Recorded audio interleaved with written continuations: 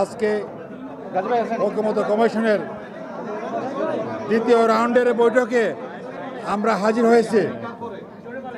আমরা স্পষ্ট বলেছি, দেশে অস্থিরতা তৈরি হয়েছে। এটার মূল কারণ হচ্ছে নির্বাচনের নির্দিষ্ট রোডম্যাপ ঘোষণা না করা। আমরা দাবি জানিয়েছি, রাজনৈতিক পরিস্থিতি নর্মাল করতে হলে একমাত্র বিকল্প হচ্ছে অতি সত্বর ওনার সুবিধা মতোই, ধরলাম 6 মাসের মধ্যে সুবিধা মতোই একটা তারিখ ঘোষণা করতে হবে, এর কোনো বিকল্প নাই। আমরা আরও বলেছি, জুলাইয়ের মধ্যেই ঐক্যমত্য কমিশনের কার্য শেষ হয়ে যাওয়ার কথা। আমরা মনে করি এর মধ্যে করা সম্ভব। ওনার বর্ণনা দিয়েছেন আমরা কি করেছেন, আমরা বুঝতে পেরেছি এর মধ্যে করা সম্ভব, কাজে দেরি করার প্রয়োজন নাই।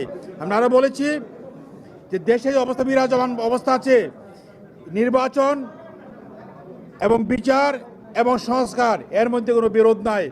বিচারের কাজ শুরু হয়েছে, দৃশ্যমান হওয়ার চেষ্টা হচ্ছে। আমরা বলি ত্বরান্বিত করেন আপনারা, এটা দৃশ্যমান হয়ে যাবে ইনশাআল্লাহ।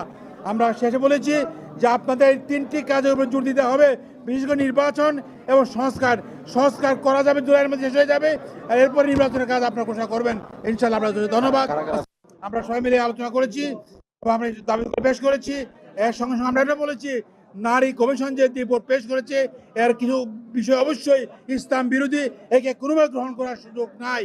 আপনার সবাই ধন্যবাদ।